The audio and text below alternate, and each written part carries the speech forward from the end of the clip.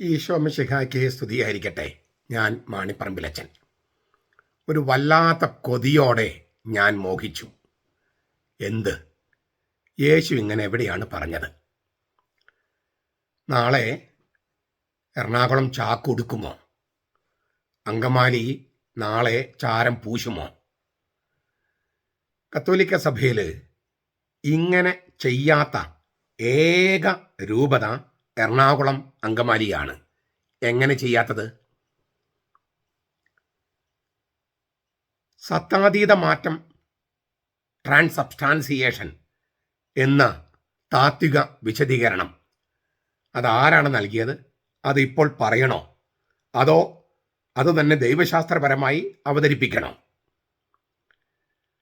വികാരിയച്ചൻ ബലിപീഠത്തിൽ കയറുമ്പോൾ അയ്യോ എനിക്ക് കഷ്ടം, എനിക്ക് ദുരിതം എന്നൊക്കെ പറയുന്നത് എന്തുകൊണ്ട്?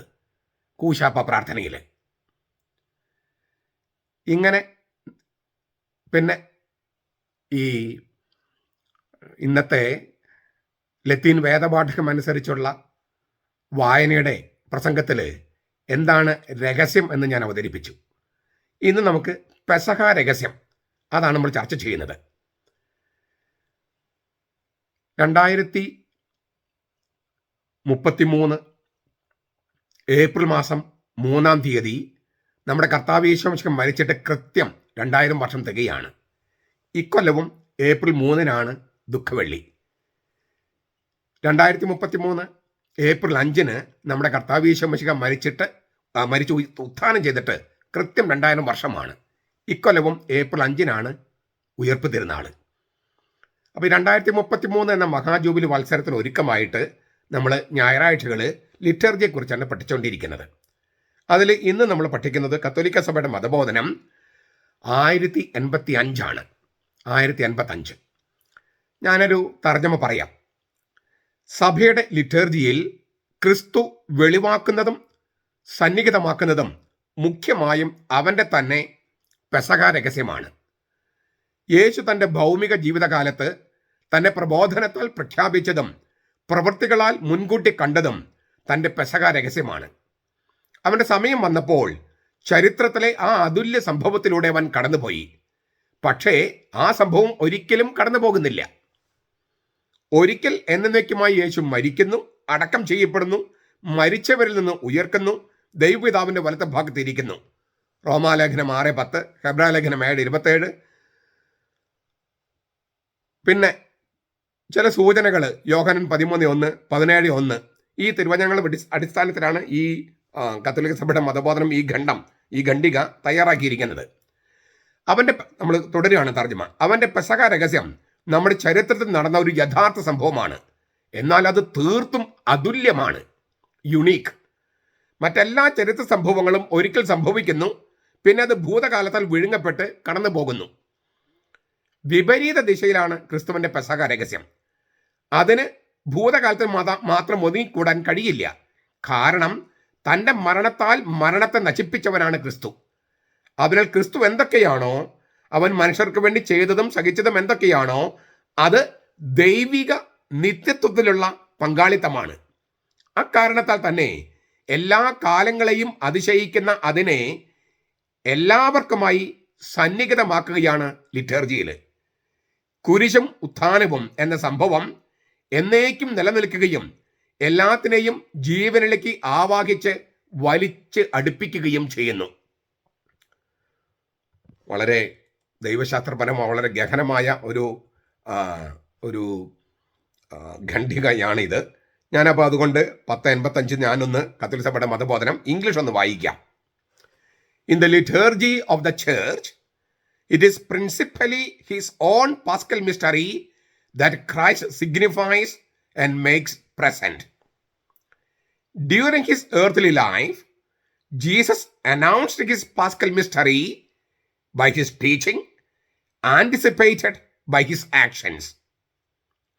When his hour comes, he lives out the unique event of history which does not pass away. Jesus dies, is buried, rises from the dead, and is seated at the right hand of the Father once for all.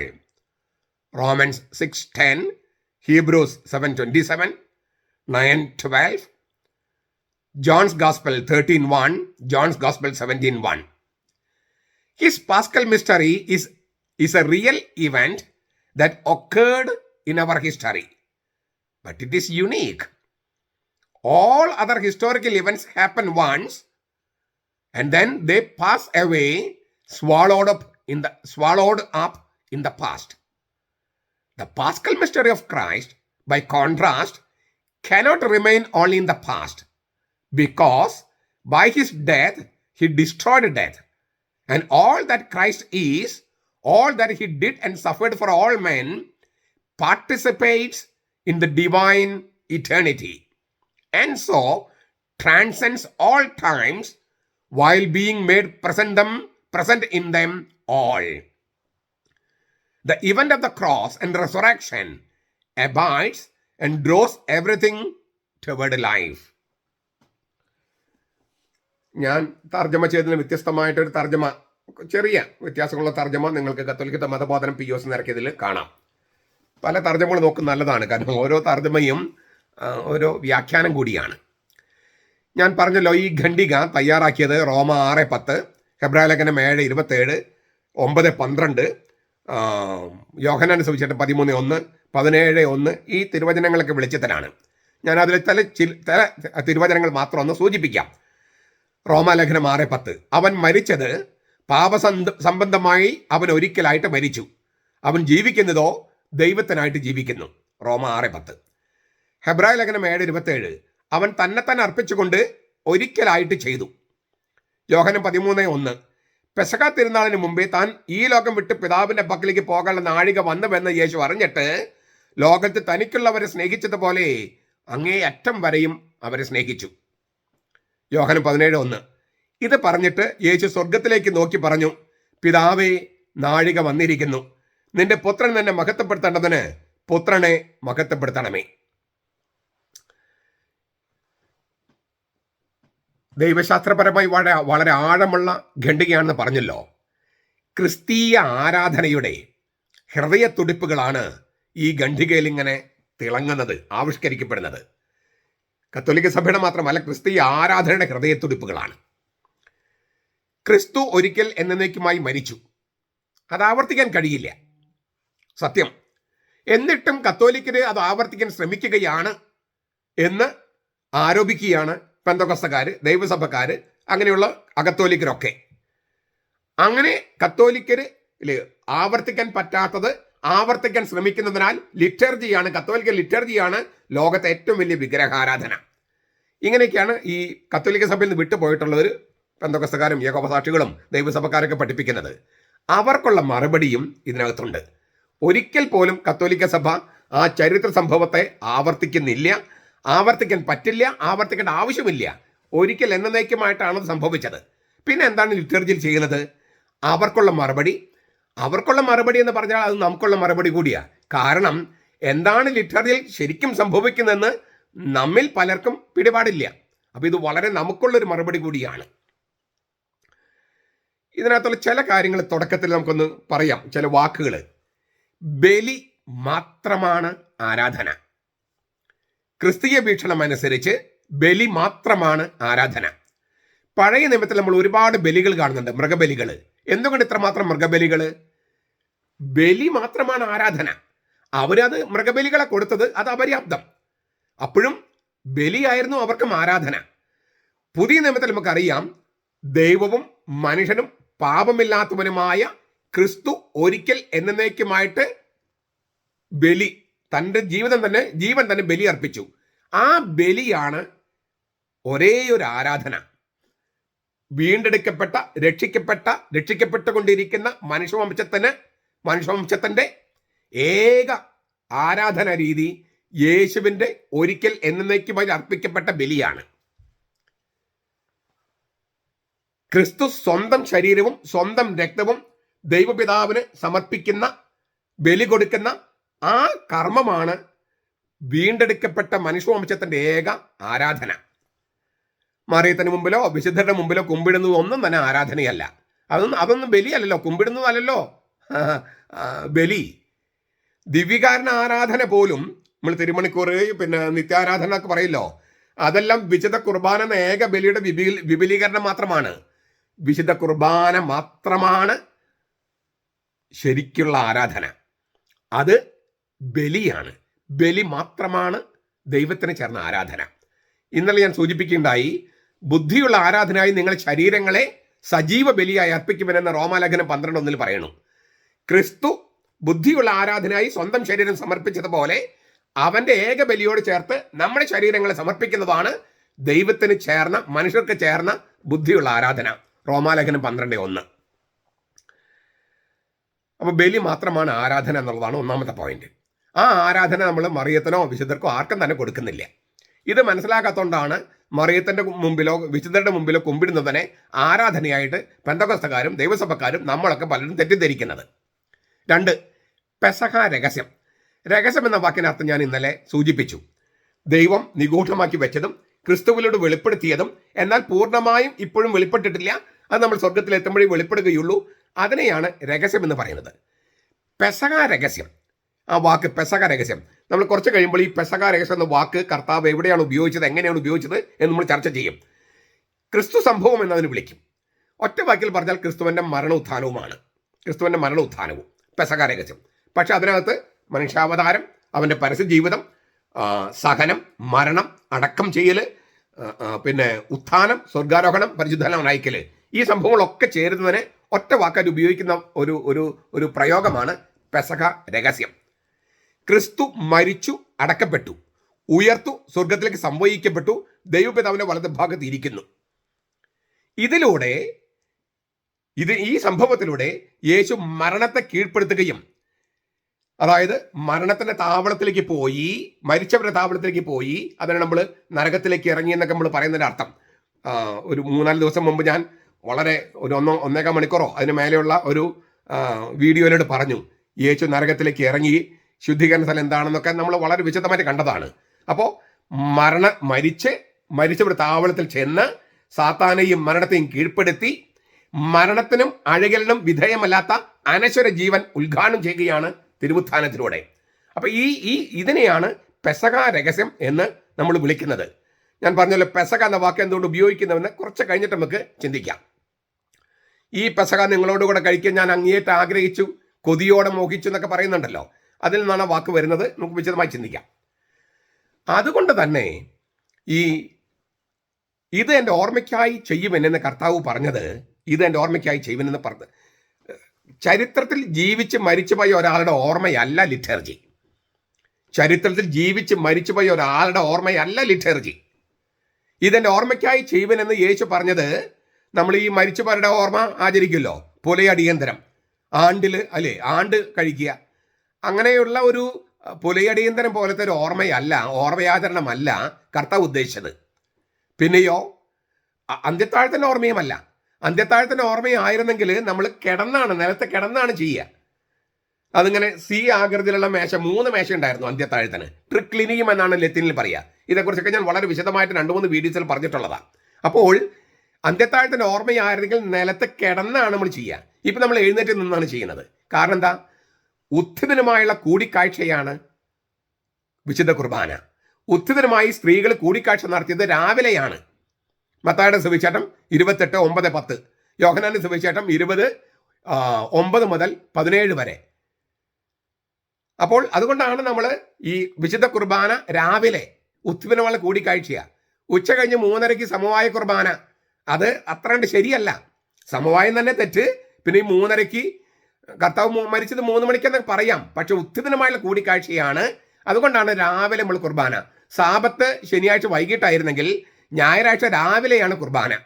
കാരണം ആഴ്ചയുടെ ആദ്യ ദിവസം രാവിലെയാണ് ഉത്ഥിതനുമായി സ്ത്രീകളും ഈ പറഞ്ഞ സ്ലീഹന്മാരെല്ലാം കൂടിക്കാഴ്ച നടത്തിയത്.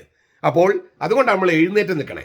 ഉത്ഥിതനുമായി കൂടിക്കാഴ്ച, അറക്കപ്പെട്ടവനും എഴുന്നേറ്റ് നിൽക്കുന്നവനുമായി കുഞ്ഞാട്, ആ അറക്കപ്പെട്ടവനും എഴുന്നേറ്റ് നിൽക്കുന്നവനായി കുഞ്ഞാടുമായിട്ടുള്ള കൂടിക്കാഴ്ചയാണ് ഈ വിശുദ്ധ കുർബാന. അതുകൊണ്ട് ഓർമ്മ എന്ന് പറയുന്നത് ഈ ലോകത്ത് ചരിത്രത്തിൽ ജീവിച്ച് മരിച്ചു പോയ ഒരാളുടെ ഓർമ്മയല്ല. അതല്ല ലിറ്റർജി. മറിച്ച് മരിക്കുകയും ഉയർക്കുകയും ഇപ്പോഴും ജീവിക്കുകയും ചെയ്യുന്ന ഉത്ഥിതനുമായുള്ള കൂടിക്കാഴ്ചയാണ്. അപ്പൊ നമുക്ക് ഈ കുരിശിലെ ബലി അതിലേക്ക് നോക്കൊന്ന് പോകാം. ആ ബലി മാത്രമാണ് ആരാധന എന്ന് പറഞ്ഞല്ലോ. ഈ ഖണ്ഡത്തിൽ എന്താ പറയുന്നത്? കുരിശിലെ ബലി അതൊരു മനുഷ്യ സംഭവമാണ്. മനുഷ്യനാണ് മരിച്ചത്, പക്ഷെ ദൈവിക പ്രവൃത്തിയാണ്. കാരണം ആ മനുഷ്യൻ ദൈവമാണ്. അപ്പോൾ ദൈവവും മനുഷ്യനും പാപമില്ലാത്തവനോ ഒരാളാണ് കുരിശില് സ്വന്തം പ്രാണൻ ബലി കൊടുത്തത്. അതിനാൽ അത് ഒരു മനുഷ്യ സംഭവമാണ്, ദൈവിക പ്രവൃത്തിയാണ്. ക്രിസ്തുവിന്റെ ബലി ഒരേ സമയം മാനുഷിക സംഭവവും ദൈവിക പ്രവൃത്തിയുമായതിനാൽ ചരിത്രത്തെ അത് അതിശയിക്കുന്നു, ചരിത്രത്തിന് അതീതമായി പോകുന്നു. ദൈവത്തിന്റെ നിത്യതയിലുള്ള പങ്കാളിത്തമാണ് ഈ ബലി. അതുകൊണ്ടാണ് വെളിപാട് പുസ്തകത്തിൽ നമ്മൾ പറഞ്ഞതാണ്, അറുക്കപ്പെട്ടതെങ്കിലും എഴുന്നേറ്റ് നിൽക്കുന്ന കുഞ്ഞാട് എവിടെ? സ്വർഗത്തില്. കാൽവരിയില് കർത്താവ് കൊല്ലപ്പെടുകയും പിന്നെ അടക്കം ചെയ്യപ്പെട്ട് അവിടെ ഉയർക്കുകയും ചെയ്തപ്പോൾ അതാണ് ഒരിക്കൽ സംഭവിച്ചത്. എന്നേക്കുമായി നിൽക്കുന്നത് എവിടെയാ? സ്വർഗത്തില്. അറുക്കപ്പെട്ട കുഞ്ഞാട് എഴുന്നേറ്റ് നിൽക്കുന്നു. വെളിപാട് പുസ്തകം 5. അപ്പോ ഇവിടെ ചരിത്രത്തിൽ യെറൂസലമിൽ കുരിശില് യേശു മരിക്കുമ്പോൾ ആ യേശു മനുഷ്യനും ദൈവവും ആയതുകൊണ്ട് അത് മനുഷ്യ സംഭവം മാത്രമല്ല, ദൈവിക പ്രവൃത്തിയാണ്. അതിനാൽ തന്നെ ദൈവത്തിന്റെ നിത്യത്വത്തിലുള്ള പങ്കാളിത്തമാണ്.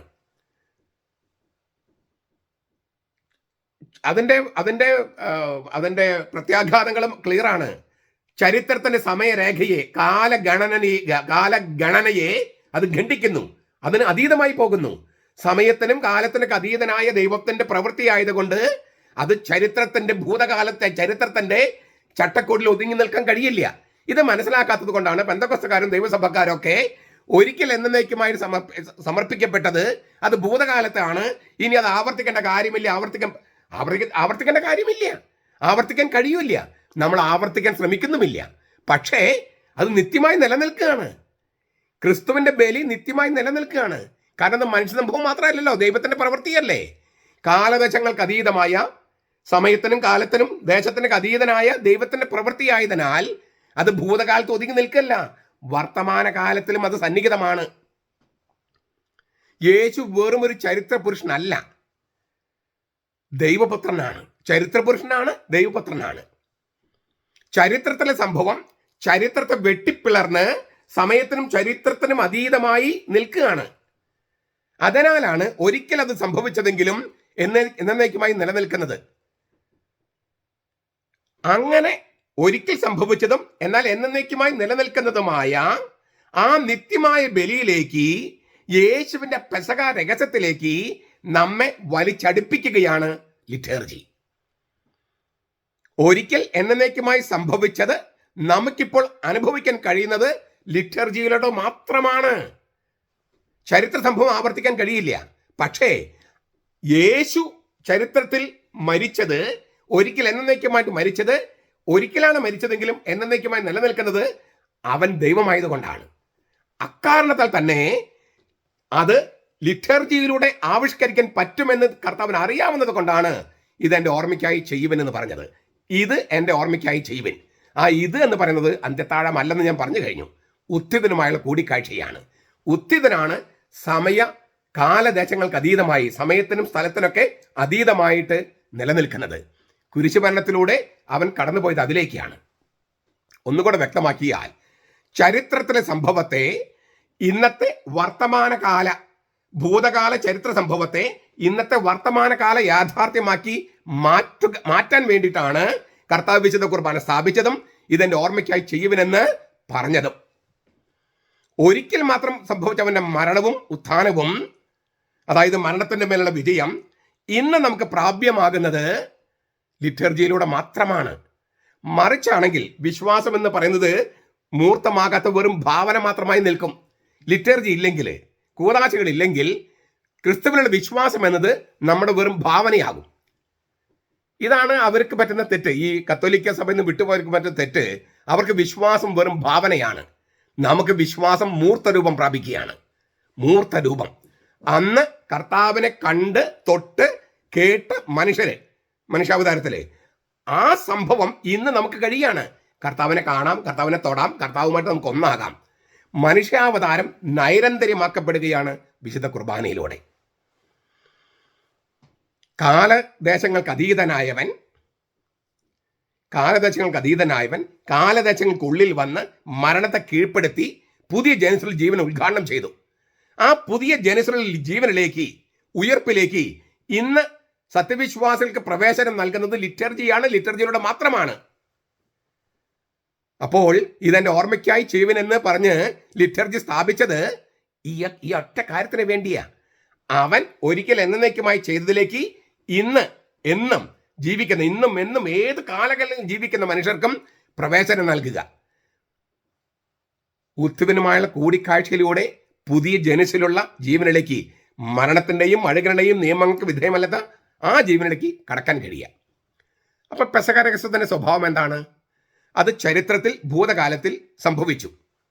എങ്കിലും ഒരിക്കലും അത് മാഞ്ഞു പോകുന്നില്ല, വെറും ഓർമ്മയായി അവശേഷിക്കുന്നില്ല. ഭൂതകാലത്തൊരു സംഭവമായി അതിനെ തളച്ചിടാൻ കഴിയില്ല. കാരണം ഈ മരിച്ചതും ഉയർത്തതും വെറും ഒരു മനുഷ്യനല്ല, ദൈവം മനുഷ്യനായി വന്നവനാണ്. സമയത്തിനും കാലത്തിനും അതീതനായവനാണ് കാലദേശങ്ങൾക്കുള്ളിൽ വന്ന് മരണത്തിലൂടെ കടന്നുപോയി മരിച്ചവരുടെ താവളത്തിലേക്ക് ഇറങ്ങി മരണത്തെ കീഴ്പ്പെടുത്തി മരണത്തിനെയും നരകത്തിനെയും താക്കോലുകൾ കൈവശപ്പെടുത്തി. വെളിപാട് 1:18. പിന്നെ അവിടെയുണ്ടായിരുന്ന തന്നെ കാത്തിരുന്നവരെയും ഉയർപ്പിച്ച്, മത്തായിയുടെ സുവിശേഷം 27:53 തോന്നുന്നു. പിന്നെ ഉത്ഥാനം ചെയ്ത്, മൂന്നാം സ്വർഗത്തിലേക്ക് ഉത്ഥാനം ചെയ്ത്, പരദീസ നിർപ്പണ ഉത്ഥാനം ചെയ്ത്, പിന്നെ 40 ദിവസം ഏഴാം സ്വർഗം എന്ന് പറയുന്ന ദൈവത്തിന്റെ വലത്ത് ഭാഗത്തേക്ക് ആരോഹണം ചെയ്തത്. ഇതാണ് ഈ പെസഹ രഹസ്യത്തിന്റെ സ്വഭാവം. ചുരുക്കത്തില് തന്റെ പുത്രനിലൂടെ ദൈവം നിവൃത്തിയാക്കിയ രക്ഷാപ്രവൃത്തിയെ, ഇതാണുള്ള രക്ഷാപ്രവൃത്തി, ഇന്ന് സന്നിഹിതമാക്കുകയും നമുക്ക് വേണ്ടി സാക്ഷാത്കരിക്കുകയും ചെയ്യുന്ന ദൈവത്തിന്റെ പ്രവൃത്തിയാണ് ലിറ്റർജി എന്ന് വിളിക്കുന്നത്. ഇതെൻ്റെ ഒരു നിർവചനമാണ്, അപ്പോൾ ഞാൻ ഒന്നുകൂടി ആവർത്തിക്കുക. തൻ്റെ പുത്രനിലൂടെ നിവൃത്തിയാക്കിയ രക്ഷാപ്രവൃത്തിയെ ദൈവം ഇന്ന് സന്നിഹിതമാക്കുകയും നമുക്ക് വേണ്ടി സാക്ഷാത്കരിക്കുകയും ചെയ്യുന്ന ദൈവത്തിന്റെ പ്രവൃത്തിയെ ലിറ്റർജി എന്ന് വിളിക്കുന്നു. സന്നിഹിതമാക്കുക മാത്രമല്ല, ആ രക്ഷാ സംഭവത്തിലേക്ക് നമ്മെ പ്രവേശിപ്പിക്കുകയാണ്. അതിനെയാണ് ദിവ്യകാരുണ്യം എന്ന് വിളിക്കുന്നത്. അങ്ങനെ നമ്മുടെ കർത്താവുമായിട്ട് ഒന്നാകുകയാണ്. അങ്ങനെ ഒന്നാകുന്നതാണ് അനശ്വര ജീവൻ, നിത്യജീവൻ. യോഹന്നാൻ 17:1. ദൈവത്തെയും അവനയച്ച പുത്രനെയും അറിയുന്നതാണ് നിത്യജീവൻ. അറിയാന്ന് പറഞ്ഞാൽ ബൈബിളിൽ അറിവ് അല്ലേ? ജോസഫും അറിയത്ത് അറിഞ്ഞില്ല എന്ന് വെച്ചാൽ ലൈംഗികമായി ബന്ധപ്പെട്ടില്ല, സംഭോഗം. അപ്പൊ അറിവെന്ന് പറഞ്ഞാൽ ഒന്നാകലാണ്. ദൈവത്തെയും അവനയച്ച പുത്രനെയും അറിയുന്നതാണ്, അവരുമായി ഒന്നാകുന്നതാണ് നിത്യജീവൻ. അത് കത്തോലിക്കർക്കല്ലാതെ മറ്റാർക്കെങ്കിലും കഴിയുന്നുണ്ടോ? ഈ പെന്തക്കോസ്തക്കാർക്കും ദൈവസഭക്കാർക്കും പ്രൊട്ടസ്റ്റന്റുകാർക്കും കഴിയുന്നുണ്ടോ? കഴിയില്ല. കാരണം അവർ കർത്താവുമായിട്ട് ഒന്നാകുന്നില്ല. ഇങ്ങനെ കർത്താവുമായിട്ട് ഒന്നാകാൻ കൗതാശികമായിട്ടേ കഴിയൂ, ലിറ്റർജിക്കലായിട്ടേ കഴിയൂ. ഇത് ഇത്ര പ്രധാനപ്പെട്ട സംഗതി ആയതുകൊണ്ട് നമ്മൾ കേൾക്കുകയാണ്, ഈ ഖണ്ഡികത്തിൽ നമ്മൾ കേൾക്കുകയാണ്, അവൻ്റെ ഭൗമിക ജീവിതകാലത്ത് മുഴുവൻ അവൻ്റെ എല്ലാ പ്രബോധനങ്ങളും അവൻ്റെ പരസ്യജീവിതവും എല്ലാ സംഗതികളും ഈ പെസഹ രഹസ്യത്തിലേക്ക് ഉന്നം വെച്ചിട്ടാണ്. അതേക്കുറിച്ച് അവൻ പ്രഖ്യാപിച്ചു, അവൻ മുൻകൂറായി കണ്ടു. ഇങ്ങനെയൊക്കെയാണ് ഈ ഖണ്ഡികയിൽ പറയണേ. അതൊന്ന് വിശദമാക്കാൻ ഞാൻ ആഗ്രഹിക്കുക, പ്രധാനമായും രണ്ട് കാര്യങ്ങളിലൂടെ. ലൂക്കാസിന്റെ സുവിശേഷം 22:15 അവൻ അവരോട് പറഞ്ഞു, ഞാൻ പീഡ അനുഭവിക്കും മുൻപേ ഈ പെസഹ നിങ്ങളോട് കൂടെ കഴിക്കാൻ വല്ലാത്ത കൊതിയോടെ ആഗ്രഹിച്ചു. ഇതാണ് ഞാൻ ടൈറ്റിലായിട്ട് കൊടുത്തിരിക്കുന്നത്. ഈശോയുടെ വാക്കുകളാ. യേശു അവരോട് പറഞ്ഞു, ഞാൻ പീഡ അനുഭവിക്കും മുമ്പേ ഈ പെസഹ നിങ്ങളോട് കൂടെ കഴിക്കാൻ വല്ലാത്ത കൊതിയോടെ ആഗ്രഹിച്ചു. ചിലപ്പോൾ നമ്മൾ തീവ്രമായി ആഗ്രഹിച്ചു എന്ന് തർജ്ജമ ചെയ്യാറുണ്ട്. ഇതൊരു സെമിറ്റിസമാണ്. അതുകൊണ്ട് ഞാൻ വല്ലാത്ത കൊതിയോടെ ആഗ്രഹിച്ചു എന്ന് തന്നെ എഴുതിയിരിക്കുന്നത്. സെമിറ്റിസം എന്ന് പറഞ്ഞാൽ ഉൽപ്പത്തി പുസ്തകം 2:17 ഒരു സെമിറ്റിസം കാണും, പലയിടത്തും ഉണ്ട് ബൈബിളിൽ. ഈ തീർച്ചയായിട്ടും മരിക്കുമെന്നാണ് നമ്മൾ തർജ്ജമ ചെയ്യണേ, ഉൽപ്പത്തി 2:17. പക്ഷെ അവിടെ ഒറിജിനൽ മൂലകൃതിയിൽ കിടക്കുന്നത് നീ മരിച്ചുകൊണ്ട് ചാവുമെന്നാണ്. തീർച്ചയായിട്ടും ചത്തുപോകുമെന്നല്ല, നീ മരിച്ചുകൊണ്ട് ചാവും. അതായത് മരണമെന്ന നാമവും മരിക്കുമെന്ന ക്രിയയും ഒരുമിച്ച് വെക്കുകയാണ്. ഇതാണ് സെമിറ്റിസം. ഇവിടെ അങ്ങനെ തന്നെയാണ്. വല്ലാത്ത കൊതിയോടെ ആഗ്രഹിച്ചു, തീവ്രമായി ആഗ്രഹിച്ചു എന്നാണ് നല്ല പരിഭാഷ. പക്ഷെ സെമിറ്റിസം ആണെങ്കിൽ വല്ലാത്ത മോഹത്തോടെ കൊതിച്ചു പോയി ഞാൻ. അതായത് ലൂക്ക 22:15 ഞാൻ പറയണേ. അപ്പൊ അത് ചർച്ച ചെയ്യുന്നതിന് മുമ്പ് ഈ പീഡ അനുഭവിക്കും മുമ്പേ പെസഹ ഈ രണ്ട് വാക്കുകളും നമ്മൾ പഠിക്കണം. കാരണം നിങ്ങൾ ചിലപ്പോൾ പറയും, ഈ പെന്തക്കോസ്തകാരും ദൈവസഭക്കാരും പ്രൊട്ടക്ഷൻകാരൊക്കെ പറയാം, പെസഹ രഹസ്യം എന്ന് എവിടെയാണ് കർത്താവ് പറഞ്ഞിരിക്കുന്നത്? ആ വാക്ക് ഉപയോഗിച്ചിട്ടുണ്ടോ? മനുഷ്യാവതാരം വാക്ക് ഉപയോഗിച്ചിട്ടുണ്ടോ? കത്തോലിക്ക സഭ എന്ന വാക്ക് ഉപയോഗിച്ചിട്ടുണ്ടോ എന്നൊക്കെ ചിലം ചോദിക്കും. അപ്പോൾ ഇത് ഉപയോഗിച്ചിട്ടുണ്ടോ ഇല്ല എന്നുള്ളതിന് ഉത്തരം കൂടിയാണ്. എന്തുകൊണ്ട് നമ്മൾ പെസഹ രഹസ്യം എന്ന് പറയുന്നു? ക്രിസ്തു സംഭവത്തിന് പെസഹ രഹസ്യം എന്ന് പറയുന്നു. അതിന് ഉത്തരം കർത്താവ് നൽകുകയാണ്. പീഡ അനുഭവിക്കും മുമ്പേ പെസഹ. മലയാളത്തിൽ ഇത് നമുക്ക് അത്രയേണ്ട മനസ്സിലാകില്ല, പക്ഷെ ഇതിൻ്റെ ഗ്രീക്ക് വളരെ ശ്രേഷ്ഠമാണ്. പീഡ അനുഭവിക്കുക, അതിനുള്ള വാക്ക്, പീഡ അനുഭവിക്കുക എന്നുള്ള വാക്ക് പാസ്ഹോ എന്നാണ്. പാസ്ഹോ, PASCHO, പാസ്ഹോ. അതിന് പീഡാനുഭവം, മരണം എന്നൊക്കെയാണ് അതിൻ്റെ അർത്ഥം.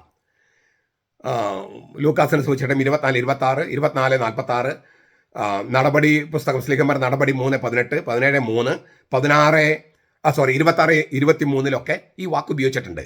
പാസ്ഹോ എന്ന് പറഞ്ഞാൽ പീഡ അനുഭവിക്കുക. പീഡ അനുഭവിക്കുന്നതിന് മുൻപേ ഈ പെസഹ നമുക്ക് ഈ പീഡ അനുഭവിക്കുന്ന വാക്ക് സ്ലീഹന്മാർ നടപടി 1:3 ഉപയോഗിച്ചിട്ടുണ്ട്. അവിടെ പീഡ അനുഭവിക്കും മുൻപേ എന്നല്ല, പീഡാനുഭവത്തിന് ശേഷം എന്നാണ്. പീഡാനുഭവത്തിന് ശേഷം. പക്ഷെ ഉപയോഗിച്ചിരിക്കുന്ന വാക്ക് പാസ്ഹോ എന്നാണ്. പാസ്ഹോ, പാഥൈൻ എന്നുള്ള ഗ്രീക്ക്, അതായത് ക്രിയാരൂപം, പാസ്ഹോ എന്ന വാക്കിൻ്റെ ക്രിയാരൂപമാണ്. ഈ സഹിക്കുക, അനുഭവിക്കുക, ക്ലേശിക്കുക, പീഡാനുഭവിക്കുക എന്നെല്ലാം എന്നതിനർത്ഥം പാസ്ഹോ. യേശുവിൻ്റെ പീഡാനുഭവം, മരണം എന്നീ കാര്യങ്ങളെ അവതരിപ്പിക്കാൻ യേശു ഉപയോഗിക്കുന്ന വാക്കാണ് പാസ്ഹോ. അതേസമയം പാസ്ഹോ എന്ന വാക്കിനെ ഹീബ്രുവിലെ പെസഹ എന്ന വാക്കുമായി കൂട്ടിയിണക്കുന്നു. പീഡ അനുഭവിക്കും മുൻപേ പാസ്ഹോ. ഈ പാസ്ഹ നിങ്ങളിത് കേൾക്കണേ, കൃത്യമായിട്ട് കേൾക്കണേ. പാസ്ഹോ പീഡ അനുഭവിക്കുക. ഈ പെസഹ കടന്നുപോക്ക്, പെസാഹ് എന്നാണ് ഹീബ്രു. പെസഹ നമ്മൾ മലയാളത്തിലും സുറിയാനിലൊക്കെ പറയുന്നു. അപ്പോൾ പാസ്ഹോ എന്ന് പറഞ്ഞാൽ പീഡാനുഭവം, പെസഹ എന്ന് പറഞ്ഞാൽ കടന്നുപോക്ക്. അപ്പോൾ രണ്ടും തമ്മിൽ ബന്ധിപ്പിക്കുകയാണ്. യേശുവിൻ്റെ പെസഹ എന്ന് പറയുന്നത് പീഡാനുഭവത്തിലുള്ള അവൻ്റെ കടന്നുപോക്കാണ്. മനസ്സിലായോ? യേശുവിൻ്റെ പെസഹ എന്ന് പറയുന്നത്, അതായത് ഇഹലോകത്തു നിന്ന് അവൻ അങ്ങേ ലോകത്തേക്ക് പോകുന്നത്, പിതാവിൻ്റെ ലോകത്തേക്ക് പോകുന്നത് പീഡാനുഭവം എന്ന പാസ്ഹോയിലൂടെയാണ്. തീർന്നില്ല. ഈ പെസഹ എന്നുള്ളതിൻ്റെ ഗ്രീക്ക് പാസ്ഹ എന്നാണ്. പാസ്ഹോ പീഡാനുഭവം, പാസ്ഹ പെസഹ. അപ്പോൾ ഇത് ഞാൻ ആവർത്തിക്കുന്ന കാരണം തെറ്റ് വരാൻ സാധ്യതയുള്ളത് കൊണ്ടാണ്. പാസ്ഹോ എന്ന് പറഞ്ഞാൽ പാസ്ഹോ പീഡാനുഭവം, പാസ്ഹ എന്ന് ഗ്രീക്കിൽ പറഞ്ഞാൽ ഹീബ്രുവിലെ പെസഹ. അപ്പോൾ യേശുവിൻ്റെ പാസ്ഹ, അതായത് പെസഹ, അതായത് ഇഹലോകത്തു നിന്നും അങ്ങേ ലോകത്തേക്കുള്ള അവൻ്റെ കടന്നുപോക്ക് പാസ്ഹോയിലൂടെയാണ്. പാസ്ഹോ എന്ന് പറഞ്ഞാൽ പീഡാനുഭവത്തിലൂടെയാണ്.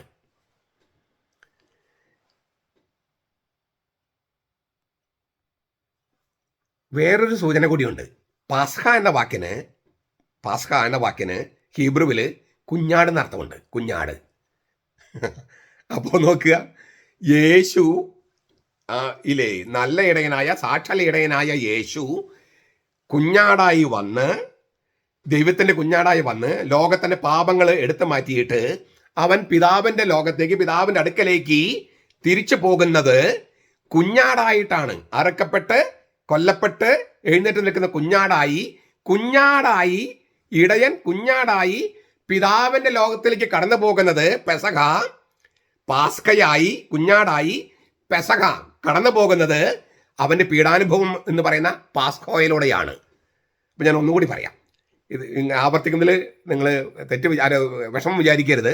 തെറ്റ് വരാതിരിക്കാനും മനസ്സിലാക്കാനും വേണ്ടിയാണ്. ഇച്ചിരി ദൈവശാസ്ത്രമാണ്, പക്ഷെ നന്നായിട്ട് മനസ്സിലാക്കിയാൽ വളരെ ഗംഭീരമാണിത്. പാസ്ക എന്ന വാക്കിന് അത് ഗ്രീക്കാണ്, അതിൻ്റെ ഹീബ്രു പെസഹ എന്നാണ്. പെസഹ എന്നാണ് ഹീബ്രു, നമ്മൾ പെസഹ എന്ന് പറയുന്നു. അതിന് പാസ്ക എന്ന വാക്കിന് കുഞ്ഞാടെന്ന് അർത്ഥമുണ്ട്, കടന്നുപോക്ക് എന്ന അർത്ഥമുണ്ട്. പാസ്ഹോ എന്ന വാക്കിന് പീഡാനുഭവം, മരണം എന്നാണ് അർത്ഥം.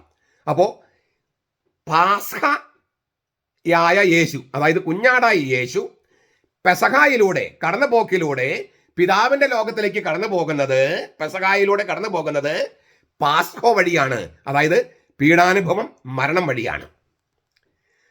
ഈ സ്വർഗത്തിലേക്കുള്ള കടന്നു പോകലിൻ്റെ സഞ്ചാരമാർഗം എന്താണ്? ട്രാൻസിറ്റ്, കുരിശ്. ട്രാൻസിറ്റ് കുരിശാണ്. അതിനാൽ വിശുദ്ധ ജെറോം വുൾഗാത്ത ബൈബിളിൽ പുറപ്പാട് 12, 11, 12, 27 ഉപയോഗിച്ചിരിക്കുന്നത് ട്രാൻസിത്തുസ് എന്നാണ്. ട്രാൻസിത്തുസ്. അപ്പോൾ നമ്മളൊരു എയർപോർട്ടിൽ പോയാൽ അല്ലെങ്കിൽ നല്ല തീവണ്ടി സ്റ്റേഷനൊക്കെ പോയാൽ എൻട്രൻസ് പ്രവേശിക്കുക, എക്സിറ്റ് പുറത്തേക്ക് പോകുക, ട്രാൻസിറ്റ് മറ്റൊരു റൂട്ട് എടുക്കുക.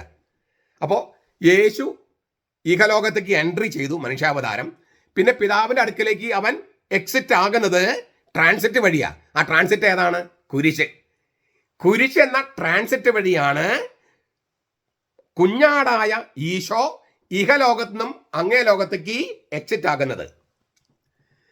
ഇടയനായി സ്വർഗത്തിൽ നിന്നും വന്ന യേശു, ഈ ഭൂമിയിലേക്ക് പ്രവേശിച്ച യേശു, എൻട്രി ചെയ്ത യേശു കുഞ്ഞാടായി കടന്നു പോകുന്നത്, പെസഹ കുഞ്ഞാടായി പെസഹായിലൂടെ കടന്നു പോകുന്നത്, പീഡാനുഭവത്തിലൂടെ കടന്നു പോകുന്നത് കുരിശ് എന്ന ട്രാൻസിറ്റ് വഴിയാണ്, സഞ്ചാരമാർഗത്തിലൂടെയാണ്.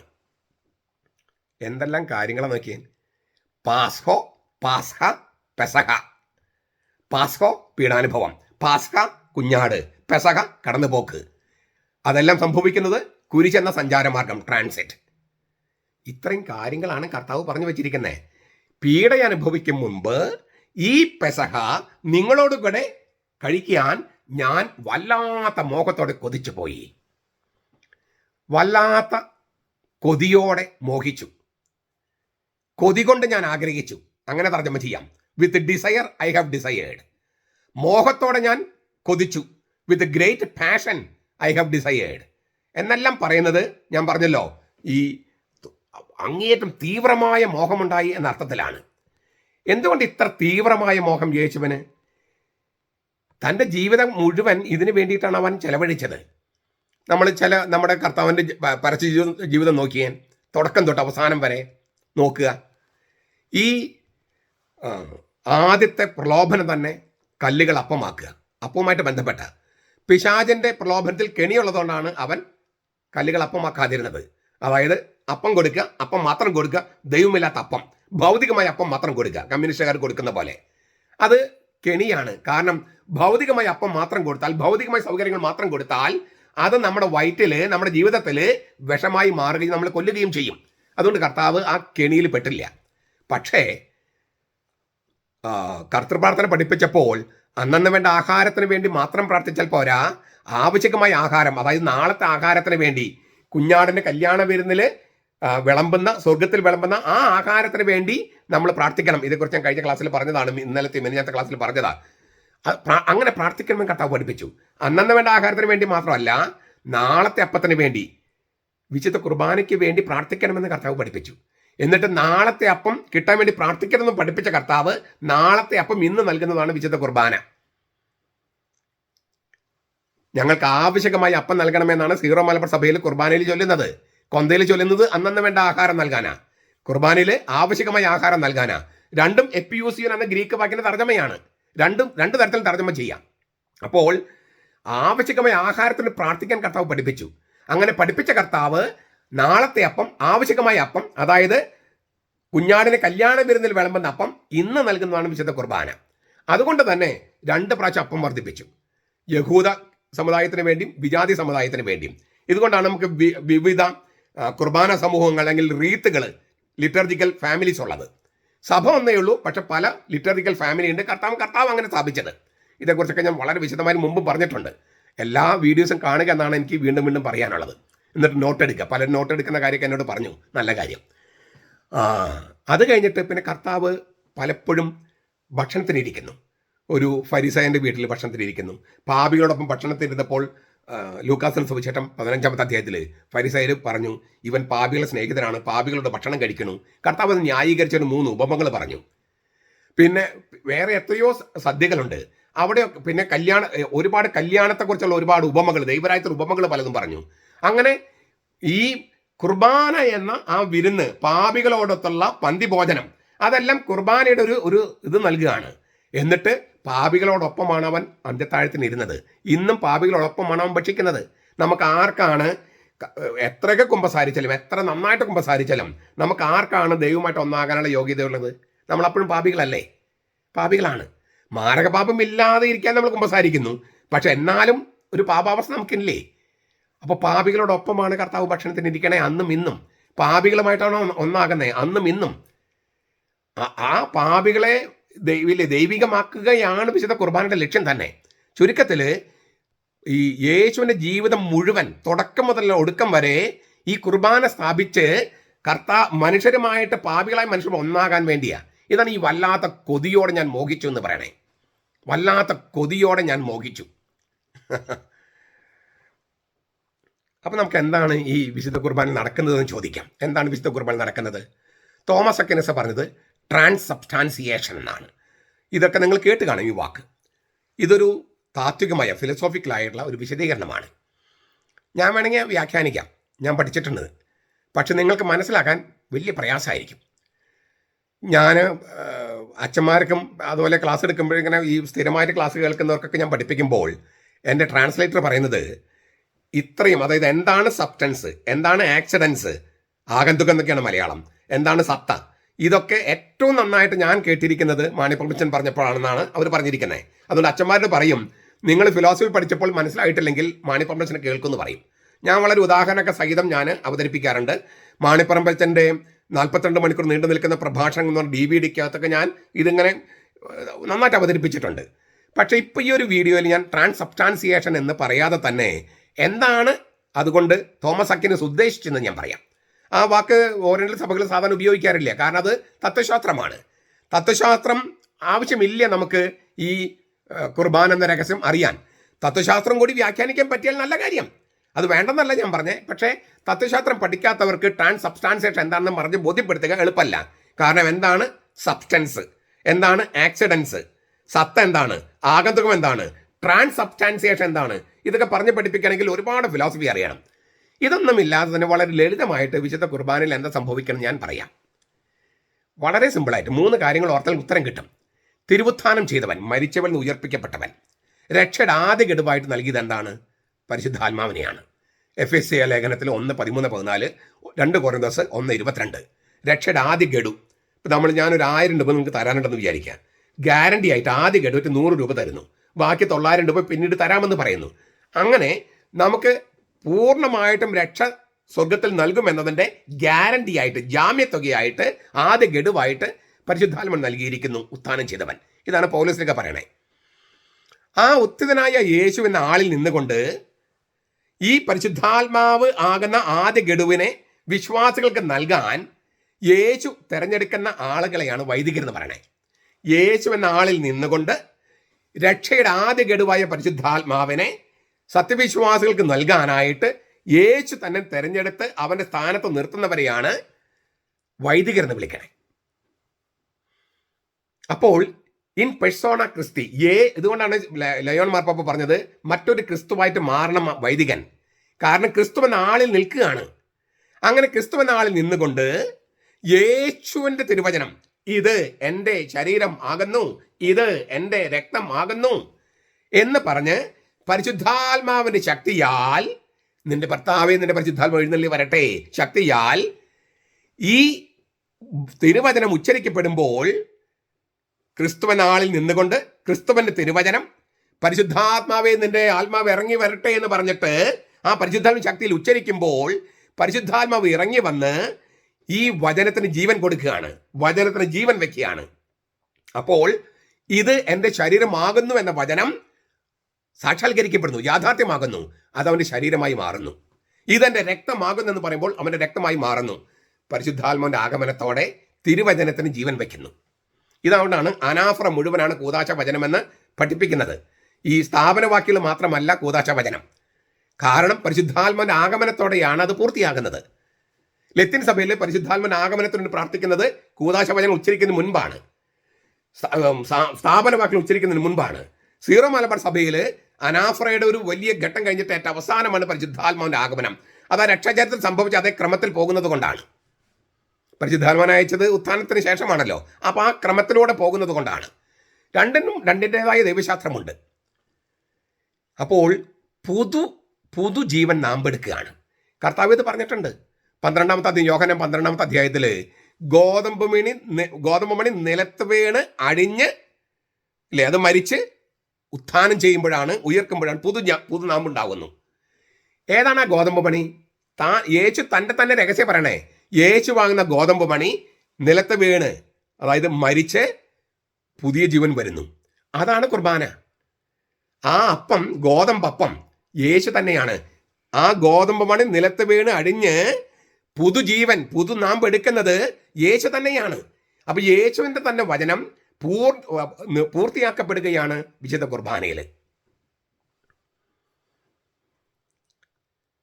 ഇത് പറയുമ്പോൾ വീണ്ടും പെന്തക്കോസ്തുകാരും ദൈവസഭക്കാരെ പറയും, കർത്താവ് അവിടെ ഇങ്ങനെ പച്ചയ്ക്ക് ഇങ്ങനെ ഇരിക്കുകയായിരുന്നില്ലേ, അപ്പൊ ഇതെന്റെ ശരീരമാകുന്നു, ഇതെന്റെ രക്തമാകുന്നു പറഞ്ഞത് പ്രതീകാത്മകമായിട്ടല്ലേ, ആലങ്കാരികമായിട്ടല്ലേ, ശരിക്കും അർത്ഥത്തിലല്ലല്ലോ. അപ്പോഴും അവരുടെ പ്രശ്നം യേശു മനുഷ്യനാണെന്ന് മാത്രം വിചാരിക്കുന്നു. അവൻ ദൈവം മനുഷ്യനായ ആളാണെന്നോ ദൈവപുത്രനാണെന്നോ പുത്രൻ തമ്പുരാനാണെന്നോ അവർ വിശ്വസിക്കുന്നില്ല. അവർ വിശ്വസിക്കുന്നെങ്കിൽ ഇങ്ങനെ പറയില്ല. കാരണം എന്താണ്? അവിടെ അന്ത്യത്താഴത്തിൽ ഇരിക്കുന്നവൻ ദൈവം മനുഷ്യനായ ആളാണ്. അന്ന് രാത്രി അവൻ അറസ്റ്റ് ചെയ്യപ്പെടും, പിറ്റേ ദിവസം മരിക്കും, അടക്കം ചെയ്യപ്പെടും, എന്നിട്ട് മൂന്നാം ദിവസം ഉത്ഥാനം ചെയ്യും. ഉത്ഥാനം ചെയ്യുമ്പോൾ പുതിയ ജനസിലുള്ള ഒരു ശരീരത്തിലേക്ക്, ശരീരത്തിലേക്കും ജീവനിലേക്കും പ്രവേശിക്കും. ആ ശരീരവും ആ ജീവനുമാണ് അവൻ ദൈവമായതുകൊണ്ട് മുൻകൂറായി അന്ത്യത്താഴത്തിൽ കൊണ്ടുവരുന്നത്. അല്ലാണ്ട് പച്ചമാംസം കഴിക്കാനല്ല പറഞ്ഞത്. പക്ഷേ യഥാർത്ഥ ശരീരമാണ്, യഥാർത്ഥതാണ്, ആലങ്കാരികമല്ല. കാരണം എന്താണ്? ആലങ്കാരികമായിട്ട് മാംസം ഭക്ഷിക്കാന്ന് പറഞ്ഞാൽ പരിഹസിക്കുക എന്നാണ് അർത്ഥം. സങ്കീർത്തനം 27:2 എൻ്റെ മാംസം ഭക്ഷിക്കാൻ വരുന്ന ശത്രുക്കൾ മറിഞ്ഞു വീഴും. എൻ്റെ മാംസം ഭക്ഷിക്കാൻ വരുന്നവൻ പറഞ്ഞാൽ എന്നെ പരിഹസിക്കാൻ വരുന്നവർ എന്നാണ് അർത്ഥം. മരിക്കാതെ ശേഷിക്കുന്നവർ പരസ്പരം കടിച്ചു കീറി മാംസം ഭക്ഷിക്കട്ടെ എന്ന് സക്കറിയയുടെ പ്രവചനം 11:9. അപ്പൊ പ്രതീകാത്മക അർത്ഥത്തിൽ മാംസം ഭക്ഷിക്കാന്ന് പറഞ്ഞാൽ പരിഹസിക്കുക, മാംസം കൊത്തിപ്പറിക്കാന്ന് പറയില്ലേ, നീ എന്നെ മാംസം കൊത്തിപ്പറിക്കില്ലെന്ന് പറയില്ലേ, അങ്ങനെ അർത്ഥം. ആലങ്കാരികമായിട്ടോ പ്രതീകാത്മക അർത്ഥത്തിൽ. യേശു പറഞ്ഞത് യഥാർത്ഥ അർത്ഥത്തിലാണ്. പക്ഷേ യഥാർത്ഥ അർത്ഥം എന്ന് പറഞ്ഞാലും രൂപാന്തരപ്പെട്ട ശരീരമാണ്. തിരുവുത്ഥാനത്തിലൂടെ രൂപാന്തരപ്പെട്ട ജീവൻ, രൂപാന്തരപ്പെട്ട ശരീരം, രൂപാന്തരപ്പെട്ട പുതിയ ജനുസിലുള്ള ജീവൻ. ആ ജീവൻ എങ്ങനെയിരിക്കും? ആ ശരീരം എങ്ങനെയിരിക്കും? ക്രിസ്തുവിന്റെ ഉത്തിപ്പ ശരീരം നോക്കുക. അവന് ശരീരമുണ്ട്. അവൻ പറഞ്ഞു ഇത് പ്രേതമൊന്നുമല്ല, തൊട്ടു നോക്കൂ. സ്ത്രീകൾ അവനെ കെട്ടിപ്പിടിച്ചു, ഉത്തിപ്പനായ കർത്താവിനെ. മത്തായി 28:9-10. മക്തൽ മറിയം അവനെ ചേർത്ത് കെട്ടിപ്പിടിച്ചു. തോമസ് അവനെ സ്പർശിച്ചു. അപ്പോൾ കർത്താവിന് ശരീരമുണ്ട്. പക്ഷേ ജനനം വാതിലൊക്കെ അടച്ചാലും അവന് കടക്കാം. അവൻ ആർക്ക് പ്രത്യക്ഷപ്പെട്ട് അവർക്ക് കാണാൻ പറ്റുകയുള്ളൂ. അപ്പോൾ അവന് ശരീരമുണ്ട്, അവൻ പ്രേതമല്ല. പക്ഷേ ഭൗതിക ശരീരത്തിൻ്റെ പരിമിതികളെ മറികടന്നൊരു ശരീരം. അങ്ങനെ പുതിയ ശരീരവും രൂപാന്തരപ്പെട്ട ശരീരവും, ജീവദായകനായ ആത്മാവെന്ന് പറഞ്ഞ അതാണ് അർത്ഥം. രൂപാന്തരപ്പെട്ട ജീവനും പുതിയ ജനുസിലുള്ള ജീവനും, ഇത് ഉത്ഥാനത്തിലൂടെ അവൻ സംഭവിച്ചത് മുൻകൂറായി അന്ത്യത്താഴത്തിലേക്ക് കൊണ്ടുവന്നിട്ടാണ് കൊടുക്കുന്നത്. അതുകൊണ്ട് പ്രതീകാത്മക അർത്ഥത്തിലോ ആലങ്കാരിക അർത്ഥത്തിലോ അല്ല മാംസം ഭക്ഷിക്കുന്ന കർത്താവ് പറയണേ. എന്നെ പരിഹസിക്കൂ, എന്നെ മാംസം കൊത്തിപ്പറിച്ച് എന്നെ കൊല്ലൂ എന്നൊന്നല്ല കർത്താവ് പറഞ്ഞത്. കർത്താവ് പറഞ്ഞത് ശരിക്കും അവനുമായിട്ട് ഒന്നാകണമെന്നാണ്. അങ്ങനെ നമ്മുടെ മാംസത്തിൻ്റെ മാംസവും രക്തത്തിൻ്റെ രക്തവുമാകാൻ അവൻ മാംസവും രക്തവുമാകുകയാണ്. അപ്പോൾ ഞാൻ പറയുന്നു, തിരുവുത്ഥാനത്തിലൂടെ രൂപാന്തരം എന്ന മാംസവും രക്തവും എന്ന് വെച്ചാൽ കർത്താവ് തന്നെയാണത്. പക്ഷെ തിരുവുത്ഥാനത്തിലൂടെ കടന്നുപോയ കർത്താവാണെന്ന് മാത്രം. അപ്പോൾ വീണ്ടും ഒരു ചോദ്യം വരും.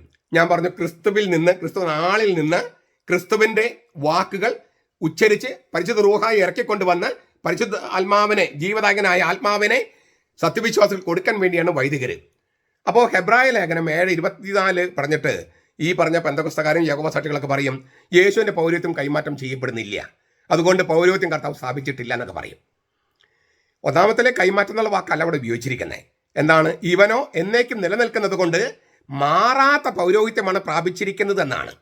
കൈമാറ്റം ചെയ്യപ്പെടുന്നില്ല എന്നുള്ളത് പെന്തക്കോസ്തുകാരുടെ വ്യാഖ്യാന. ഇവനോ എന്നേക്കും നിലനിൽക്കുന്നത് കൊണ്ട് മാറാത്ത പൗരോഹിത്യം, കൈമാറാത്തതല്ല, മാറാത്തത്. അങ്ങനെയാണ് ബൈബിളിൽ കിടക്കണേ. ഇനിയിപ്പോൾ ഇവർ പറഞ്ഞത് ശരിയാണെങ്കിൽ പോലും നമുക്ക് വാദത്തിലൂടെ അംഗീകരിച്ചാൽ പോലും തെറ്റില്ല. കൈമാറ്റം ചെയ്യപ്പെടാത്ത പൗരോഹിത്യമാണ് ക്രിസ്തു പ്രാപിച്ചിരിക്കുന്നത്. പ്രാപിക്കുക എന്ന് വെച്ചാൽ അവൻ്റെ മനുഷ്യാവതാരത്തിലൂടെയും മരണത്തിലൂടെയും തിരുവുത്ഥാനത്തിലും കിട്ടിയത്, ദൈവപിതാവിൽ നിന്ന് കിട്ടിയതാണ് പൗരോഹിത്യം. ക്രിസ്തു പൗരോഹിത്യം പ്രാപിക്കുകയായിരുന്നു. അത് മാറാത്ത പൗരോഹിത്യമാണ് എന്ന് വെച്ചിട്ടുണ്ടെങ്കിൽ എന്നേക്കും നിലനിൽക്കുന്ന പൗരോഹിത്യമാണ്. കത്തോലിക്ക സഭ എന്താ പഠിപ്പിക്കുന്നത്? കത്തോലിക്ക സഭയുടെ മതബോധനം 15:45 പെന്തക്കോസ്തുകാരും ദൈവസഭക്കാരൊക്കെ ഒന്ന് എടുത്ത് വായിക്കൂ, കത്തോലിക്കരും വായിക്കൂ. ഒരൊറ്റ പുരോഹിതനേ ഉള്ളൂ. തോമസ് അക്വീനാസ് വാക്കിലെടുത്തിട്ട് പറയുന്ന ഒരൊറ്റ പുരോഹിതനേ ഉള്ളൂ, അത് ക്രിസ്തുവാണ്. ഒറ്റ പുരോഹിതനേ ഉള്ളൂ, അത് ക്രിസ്തുവാണ്. പിന്നെ നാം വൈദികരെന്ന് വിളിക്കുന്ന, പുരോഹിതരെന്ന് വിളിക്കുന്നത് അവരെല്ലാം ശുശ്രൂഷകരാണ്. അതുകൊണ്ടാണ് എൻ്റെ പൗരോഹിത്യത്തെ ശുശ്രൂഷ പൗരോഹിത്യം എന്ന് പറയുക. വെറും പുരോഹിതനല്ല ഞാൻ, ശുശ്രൂഷ പുരോഹിതനാണ്. ക്രിസ്തു എന്ന ആളിൽ നിൽക്കാൻ വേണ്ടി, ക്രിസ്തു എന്ന ആളിന് വേണ്ടി അവൻ്റെ വാക്കുകൾ ഉച്ചരിക്കാൻ വേണ്ടി അവൻ തിരഞ്ഞെടുത്ത് അവനിൽ നിർത്തിയിരിക്കുകയാണ്. അപ്പോൾ ഒറ്റ പുരോഹിതനേ ഉള്ളൂ കത്തോലിക്ക സഭയിൽ, അത് ക്രിസ്തുവാണ്. ഒരൊറ്റ പുരോഹിതൻ, അവൻ്റെ പൗരോഹിത്യം മാറാത്ത പൗരോഹിത്യമാണ്. പക്ഷേ അവന് വേണ്ടി അവനിൽ നിന്ന്, അവനാകുന്ന ആളിൽ നിന്ന് അവന് വേണ്ടി അവൻ്റെ വാക്ക് ഉച്ചരിക്കണം. അതിന് അവൻ തിരഞ്ഞെടുത്തതാണ് ഈ ശുശ്രൂഷകരെ. ഇതൊട്ടും എളുപ്പമല്ല, ഒരു വൈദികനും ഇതൊട്ടും എളുപ്പമല്ല. അതുകൊണ്ട് ബലിപീഠത്തിലേക്ക് കയറി ചെന്നിട്ട്, ഈ സീറോ മലബാർ സഭയിലാണെങ്കിൽ പല പ്രാവശ്യം കൂശാപ്പ പ്രാർത്ഥനയുണ്ട്. എല്ലാ കൂശാപ്പ പ്രാർത്ഥനയും പൊതു സെൻസ് ഒന്നാണെങ്കിൽ ഞാനത് മൂന്നാമത്തെ കൂശാപ്പ പ്രാർത്ഥന ഒന്ന് പറയാം. എനിക്ക് ദുരിതം, അയ്യോ എനിക്ക് കഷ്ടം. ആ പ്രാർത്ഥന അച്ഛൻ ബലിപീഠത്തിൽ ചെല്ലുമ്പോൾ പ്രാർത്ഥിക്കുന്ന ഒരു പ്രാർത്ഥന, കൂശാപ്പ എന്ന് വെച്ചാൽ രഹസ്യ പ്രാർത്ഥന. അതായത് ബേമയിൽ നിന്നും ബലിപീഠത്തിലേക്ക് കയറുമ്പോൾ വൈദികൻ ചൊല്ലുകയാണ്, എനിക്ക് ദുരിതം, അയ്യോ എനിക്ക് കഷ്ടം, ഞാൻ അസ്വസ്ഥനായിരിക്കുന്നു. കാരണം അധരങ്ങൾ അശുദ്ധമാണ്, അശുദ്ധമായ അധരങ്ങൾ ഉള്ളവരുടെ മധ്യം ഞാൻ വസിക്കുകയും ചെയ്യുന്നു. ബലവാനും കർത്താവുമായ രാജാവിന് എൻ്റെ നയനങ്ങൾ ദർശിച്ചു കഴിഞ്ഞു. കർത്താവിന് ഇന്ന് ഞാൻ അഭിമുഖം കണ്ട ഈ സ്ഥലം എത്ര ഭീതിജനകം. ഇത് ദൈവത്തിൻ്റെ ഭവനമല്ലാതെ മറ്റൊന്നുമല്ല. അച്ഛനാകെ അങ്കലാപ്പ്, അസ്വസ്ഥത, അയ്യോ എനിക്ക് കഷ്ടം, എനിക്ക് ദുരിതം. അച്ഛൻ ബലിപീഠത്തിൽ ചെന്നിട്ട് അങ്ങനെ അവിടെ നിൽക്കാൻ, ബലിപീഠത്തിൽ നിൽക്കാൻ പറ്റാണ്ട് വരുമ്പോഴാണ് ഈ കൂശാപ്പ പ്രാർത്ഥന ഇല്ലേ, രഹസ്യ പ്രാർത്ഥന ചൊല്ലിയിട്ട് അവിടെ നിൽക്കാനായിട്ട് പേടിച്ചിട്ടാണ് തിരിഞ്ഞ് ഈ കുർബാനൻ്റെ കരങ്ങൾ വഴി പൂർത്തിയാക്കുമ്പോൾ നിങ്ങൾ എനിക്ക് വേണ്ടി പ്രാർത്ഥിക്കുക. കരങ്ങൾ വഴി വളരെ പ്രധാനപ്പെട്ടതാണ്. വാക്കുകൾ വഴിയല്ല, കരങ്ങൾ വഴി. നമ്മുടെ അച്ഛന്മാർ പലരും വിചാരിക്കുന്നത് വാക്കുകൾ കൊണ്ടാണെന്നാ. അല്ല, കരങ്ങൾ വഴി. ലത്തീൻ സഭയിൽ അങ്ങനെ തന്നെയാണ്. ആംബോ എന്ന് പറയുന്ന ബേമയിൽ നിന്ന് ബലിപീഠത്തിലെത്തിയിട്ട് ബലിവസ്തുക്കൾ സമർപ്പിച്ച് കഴിഞ്ഞിട്ട് വൈദികൻ പറയുന്നതാണ്, സഹോദരരെ, എൻ്റെയും നിങ്ങളുടെയും ബലി സർവശക്തനായ ദൈവം കൈക്കൊള്ളുന്നതിന് എനിക്ക് വേണ്ടി പ്രാർത്ഥിക്കുവിൻ. സഹോദരൻ, എൻ്റെയും നിങ്ങളുടെയും ബലി സർവശക്തനായ ദൈവം കൈക്കൊള്ളുന്നതിന് വേണ്ടി പ്രാർത്ഥിക്കുക.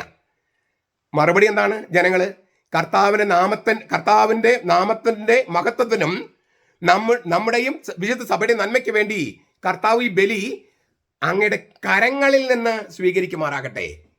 ലത്തീൻ സഭയിലും പറയുന്നത് കരങ്ങളിൽ നിന്ന്, വായിൽ നിന്നല്ല, കരങ്ങളിൽ നിന്ന്. അപ്പം എന്താണ് ഈ കരങ്ങൾ? നിങ്ങൾക്ക് സ്പിരിറ്റ് ഓഫ് ദ ലിറ്റർജി എന്ന് പറയുന്ന ബെനഡിക്ട് മാർപ്പാപ്പയുടെ പുസ്തകത്തിനകത്ത് കരങ്ങൾ വഴി, ആ കരങ്ങളെക്കുറിച്ച് ഒരു വലിയ ധ്യാനം തന്നെയുണ്ട്. നിങ്ങൾക്കത് അത് വായിക്കാം.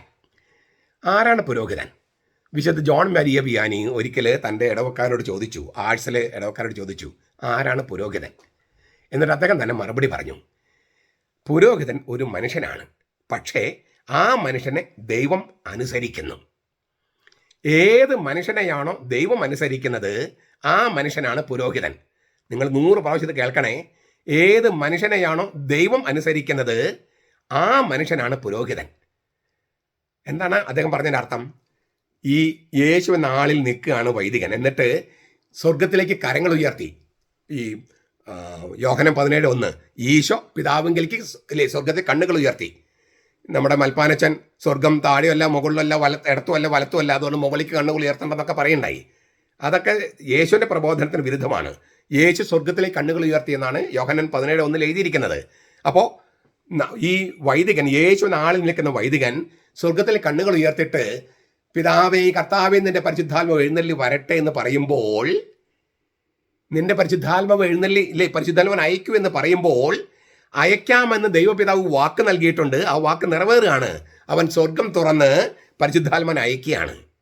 കർത്താവേ നിന്റെ പരിശുദ്ധാത്മാവ് എഴുന്നള്ളി വരട്ടെ എന്ന് കരങ്ങൾ ഉയർത്തിയിട്ട് ഇങ്ങനെ പറയുമ്പോൾ, ഈ കർത്താവിൻ്റെ സ്വർഗത്തിലേക്ക് കണ്ണുകൾ ഉയർത്തി കർത്താവിനോട് നിന്റെ പരിശുദ്ധാത്മാവിനെ കരങ്ങളിലേക്ക് അയക്കണമെന്ന് പറയുമ്പോൾ കർത്താവ് അത് കേൾക്കണം, കർത്താവ് അത് അനുസരിക്കണം. എങ്ങനെ പറയൂത് ദൈവത്തോട്? ഇതാണ് അച്ഛനെ വല്ലാതെ കുഴയ്ക്കുന്നത്. എൻ്റെ കരങ്ങളിലേക്ക് അവൻ പരിശുദ്ധാത്മാവിനെ അയക്കുക, എന്നിട്ട് ഞാൻ ഈ തിരുരഹസ്യങ്ങളുടെ മുകളിൽ കൈവയ്ക്കുമ്പോൾ പരിശുദ്ധാത്മാവ് ആ അപ്പത്തിലേക്കും വീഞ്ഞിലേക്കും വീഴുക, എന്നിട്ട് അതിനെ അവൻ്റെ ശരീരവും രക്തവുമാക്കി മാറ്റുക. ഇത് പറയാൻ അച്ഛനെ പേടിച്ചിട്ടാണ്. അയ്യോ എനിക്ക് ദുരിതം, എനിക്ക് കഷ്ടം, അയ്യോ എനിക്ക് ദുരിതം, നിങ്ങൾ എനിക്ക് വേണ്ടി പ്രാർത്ഥിക്കി, എൻ്റെ കരങ്ങൾക്ക് വേണ്ടി പ്രാർത്ഥിക്കുന്നൊക്കെ പറയുന്നത്. അച്ഛനാകെ വെപ്രാളം കൂട്ടുകയാണ്. കാരണം അവിടെ നിൽക്കൽ എളുപ്പമല്ല. ബലിപീഠത്തിൽ നിൽക്കൽ എളുപ്പമല്ല. ഇങ്ങനെ ബാമയിൽ നിന്ന് ബലിപീഠത്തിലേക്ക് കയറിപ്പോകാത്ത ഒരേയൊരു രൂപത എറണാകുളം അങ്കമാലി അതിരൂപതയാണ്. ഇങ്ങനെ ബാമയിൽ നിന്ന് ബലിപീഠത്തിലേക്ക് കയറിപ്പോകാത്ത ലോകത്തെ ഏക രൂപത എറണാകുളം അങ്കമാലി അതിരൂപതയാണ്. കാരണം എന്താണ്? അത് കത്തോലിക്ക സഭയിൽപ്പെട്ട ഒരു രൂപതയല്ല, ഏകം സ്വതന്ത്ര സഭയുടെ രൂപതയാണ്. പിന്നെ ഇപ്പോൾ അവർക്കൊരു ആശ്വാസമുണ്ട്. അവരുടെ കൂടെ ഇപ്പോൾ കുറച്ച് മെത്രാന്മാരുണ്ട്. ചില കത്തോലിക്ക മെത്രാന്മാരെ ചാക്കിട്ട് പിടിക്കാൻ അവർക്ക് പറ്റിയിട്ടുണ്ട്. മത തീവ്രവാദികളോട് കൂട്ടുകൂടി കത്തോലിക്ക സഭയെ ഒറ്റിക്കൊടുത്ത സീറോ മലബാർ സഭയെ ഒറ്റിക്കൊടുത്ത് പത്രസമ്മേളനം വിളിച്ച് കത്തോലിക്ക മെത്രാന്മാർക്കെതിരെ ഇല്ലേ എത്ര സംസാരിച്ചാലും അവർക്കെതിരെ വാ തുറക്കാത്തവര് സഭയുടെ കൂടെ നിൽക്കുന്നവരെ ഭീഷണിപ്പെടുത്താൻ വാ തുറക്കുന്നു. അപ്പൊ കാള വാല് പൊക്കുമ്പോൾ എന്തിനാ നമുക്കറിയാലോ അല്ലേ? മത തീവ്രവാദികളോട് കൂട്ടുകൂടി കത്തോലിക്ക മെത്രാന്മാരെയും കത്തോലിക്ക സഭയെയും സീറോ മലബാർ സഭയും ഒറ്റിക്കൊടുത്തവര് പത്രസമ്മേളനം വിളിച്ചപ്പോ ഒരക്ഷരം പോലും പറയാനായിട്ട് മടിക്കാത്തവര്, അല്ല ഒരക്ഷരം പോലും പറയാൻ വാ തുറക്കാത്തവര് ഈ ഏകം സ്വതന്ത്ര സഭയുടെ കൂടെ പോകരുത് എന്ന് പറയുന്നവരോട് അവരെ ഭീഷണിപ്പെടുത്താനും അവർക്കെതിരെ കേസ് കൊടുക്കാനും വാ തുറക്കുന്നു. ഇത് നമ്മുടെ കൺവെട്ടത്ത് നമ്മൾ കാണുകയാണ്. ഞാൻ ഇന്നലെ വീഡിയോയിൽ പറഞ്ഞില്ലേ, എല്ലാ ദിവസവും നമ്മുടെ മെത്രാന്മാർ വിശുദ്ധീകരണക്കുറിപ്പ് എഴുതേണ്ടി വരികയാണ്. കാരണം എന്താ? അവർ ചെയ്യുന്നത് തീർത്തും അത്ര അങ്ങോട്ട് ശരിയല്ല. കത്തോലിക്ക സഭയുടെയോ സീറോ മലബാർ സഭയുടെയോ ചൈതന്യത്തിൽ ചേരുന്നതല്ല. ഇത് ജനങ്ങൾ ചോദിക്കുന്നത് കൊണ്ടാണ് എല്ലാ ദിവസം എന്നതുപോലെ വിശദീകരണക്കുറിപ്പ് എഴുതിക്കൊണ്ട് വരികയാണ്. അപ്പോൾ ആരാണ് ശരിക്കും ദുർബലരാകുന്നത്? നേതൃത്വമാണ്. ഒരു നിലയ്ക്ക് എൻ്റെ ഉള്ളിൽ ഭയങ്കര സന്തോഷമുണ്ട്. കാരണം എന്താ? ജനങ്ങൾ ലിറ്റർജിയെക്കുറിച്ചും ബൈബിളിനെ കുറിച്ചൊക്കെ വലിയ ബോധവാന്മാരായിരിക്കുന്നു. അപ്പം അതുകൊണ്ട് തോന്നിയാസൊന്നും അത്ര എളുപ്പത്തിൽ നടക്കില്ല എന്നൊരവസ്ഥ വന്നിട്ടുണ്ട്. അതെനിക്ക് വലിയ സന്തോഷം നൽകുന്നു. ഏതായാലും ഈ ഇങ്ങനെ ഏകം സ്വതന്ത്ര സഭക്കാര് ബാമയിടില്ല, ബാമയിൽ നിന്ന് ബലിപീഠത്തിൽ കയറില്ല. അവർക്കിങ്ങനെ അയ്യോ ആ കഷ്ടമെന്ന് അവർക്ക് തോന്നണില്ല, അയ്യോ എനിക്ക് ദുരിതമെന്ന് തോന്നുന്നില്ല. കാരണം എന്താണ്? അവര് ഈ അശുദ്ധമായ അധരങ്ങളൊക്കെ ഉള്ളവരും ആണെങ്കിലും അവര് ബലവാനും കർത്താവുമായ അവരെ കാണുന്നില്ല. അവരെ കണ്ണുകളെ കർത്താവിനെ കാണുന്നില്ല. കർത്താവ് മറ്റേ അഭിമുഖമില്ല. കാരണം എന്താണ്? ജനാഭിമുഖമാണ്. കർത്താവിനെ അഭിമുഖം നിന്നാലല്ലേ ഇവർക്ക് പേടിയുണ്ടാകൂ. അതുകൊണ്ട് തന്നെ ഇങ്ങനെ ഈ കരങ്ങൾ വഴി പൂർത്തിയാക്കാൻ പ്രാർത്ഥിക്കുന്നൊക്കെ അവർക്കത് വലിയ പ്രശ്നമുള്ള സംഗതിയല്ല. ഈ ബാമയിൽ നിന്ന് ബലിപീഠത്തിൽ കയറിയാലാണ് ഇതൊക്കെ ഉണ്ടാകുക. അതൊന്നും അവർക്ക് തോന്നണേയില്ല. സ്വർഗത്തിലേക്ക് കയറുന്ന ആ പ്രതീതി ഉണ്ടായാലല്ലേ നമുക്കൊരു ഒരു ഒരു ഒരു പേടി തോന്നുക. ദൈവത്തെ നേരിട്ട് കാണുമ്പോൾ ഉണ്ടാകുന്ന ഒരു ആദരവോടുകൂടിയ അല്ലെങ്കിൽ ബഹുമാനത്തിൽ നിന്നുണ്ടാകുന്ന പേടി അതൊന്നുമില്ല. എനിക്ക് ദുരിതം, അയ്യോ എനിക്ക് കഷ്ടം എന്നൊക്കെ നമ്മുടെ തക്സയിൽ എഴുതിയിട്ടുണ്ട്. പക്ഷെ അതൊന്നും ഇവർ ചൊല്ലുന്നുണ്ടായിരിക്കും, എനിക്ക് അറിഞ്ഞുകൂടാ. പക്ഷേ ഈ ബാമയിൽ നിന്ന് ബലിപീഠത്തിൽ കയറുമ്പോൾ ഉണ്ടാകുന്ന വികാരങ്ങളാണ് അതെന്ന് അവർക്ക് മനസ്സിലായിട്ടുണ്ടോ എന്ന് അറിഞ്ഞുകൂടാ. ലത്തീൻ സഭയിലുണ്ട്, സീറോ മലബാർ സഭയിലുണ്ട്, മറ്റ് സഭകളിലൊക്കെ ഉണ്ട്. പക്ഷേ എറണാകുളം അങ്കമാലി എന്ന ഏകം സ്വതന്ത്ര സഭയിലില്ല. അവർക്ക് കൊടപിടിക്കാനായിട്ട് കുറച്ച് കത്തോലിക്ക മെത്രാന്മാർ കിട്ടി എന്നുള്ളത് അവർക്കൊരു ആശ്വാസമായിട്ട് അവർ നിൽക്കുന്നു. അവരുടെ മാനസാന്തരമായിരിക്കട്ടെ ഇന്ന് വൈകിട്ട് നാം ചൊല്ലുന്ന റംശ. കാരണം ഇന്ന് റംശ നമസ്കാരത്തോടെ നമ്മൾ വലിയ നോമ്പിലേക്ക് പ്രവേശിക്കുകയാണ്, സൗമാർ അമ്പയിലേക്ക് പ്രവേശിക്കുകയാണ്. അപ്പോൾ ഇന്ന് വൈകിട്ട് നമ്മൾ റംശ ചൊല്ലുന്നത്, അതോടുകൂടി നോമ്പ് ആരംഭിക്കുന്നത് ഇങ്ങനെയുള്ളവരുടെ ഏകം സ്വന്തം സഭയും അവർ കൂടെ നിൽക്കുന്നവരുമായിട്ടുള്ള അവരുടെ മാനസാന്തരത്തിന് വേണ്ടി ആയിരിക്കട്ടെ. നാളത്തെ ചാക്കൊടുക്കലും ചാരം പൂശലും കരിക്കുറി കുരിശുവര പെരുന്നാൾ എന്നൊക്കെ പറയുമല്ലോ, നിർമ്മല തിങ്കളെന്ന് ഞാൻ ഇന്നലെ പറഞ്ഞു. അതെല്ലാം പിന്നെ ഉപവാസമാണ് നമുക്ക് നാളെ. അതെല്ലാം ഇക്കൂട്ടരുടെ ഈ ഏകം സ്വന്തം സഭയുടെയും അവരുടെ കൂടെ നിൽക്കുന്ന ഈ കത്തോലിക്കരാണെങ്കിലും ഈ ഏകം സ്വന്തം സഭയുടെ കൂടെ നിൽക്കുന്ന അക്കൂട്ടരുടെയും മാനസാന്തരത്തിന് വേണ്ടി ആയിരിക്കട്ടെ. അപ്പോൾ നമുക്കും ഈ കുർബാന അർപ്പിക്കാനായിട്ട് ഇവരുടെ മാനസാന്തരം നമ്മൾ പ്രാർത്ഥിക്കുമ്പോൾ നമുക്കൊരു യോഗ്യത അല്ലെങ്കിൽ പോലും നമ്മുടെ മനസ്സിനൊരു ഒരു അടുപ്പമുണ്ടാകും കർത്താവുമായിട്ട്. കാരണം കർത്താവിൻ്റെ പ്രാർത്ഥനയോട് ചേർത്താണ് നമ്മുടെ പ്രാർത്ഥന വയ്ക്കുന്നത്. പിതാവേ, അവരെന്താണ് ചെയ്യുന്നത് അവർക്ക് അറിഞ്ഞുകൂടാ, അവരോട് ക്ഷമിക്കണമേ. കർത്താവിൻ്റെ ഈ പ്രാർത്ഥനയോട് ചേർത്ത് നമുക്ക് നമ്മുടെ ഇന്നത്തെ റംശ പ്രാർത്ഥനയും നാളത്തെ ചാരം പൂശലും ചാക്കുടുക്കലും പിന്നെ ഉപവാസവും ഒക്കെ കാഴ്ചവെക്കാം. തീർച്ചയായിട്ടും കർത്താവ് നമ്മുടെ വിലാപം കേൾക്കും. അങ്ങനെ ഈ നാളത്തെ നിർമ്മല തിങ്കൾ ശരിക്കും നിർമ്മലമായി തീരും നമ്മുടെ പ്രാർത്ഥനയിലൂടെയും ഉപവാസത്തിലൂടെയും. നമ്മുടെ കർത്താവ് ഈശോ മിശിഹായുടെ കൃപയും പിതാവായ ദൈവത്തിൻ്റെ സ്നേഹവും പരിശുദ്ധാത്മാവിൻ്റെ സഹവാസവും നാം എല്ലാവരോടും കൂടി ഉണ്ടായിരിക്കട്ടെ, ഇപ്പോഴും എപ്പോഴും എന്നേക്കും. ആമേൻ.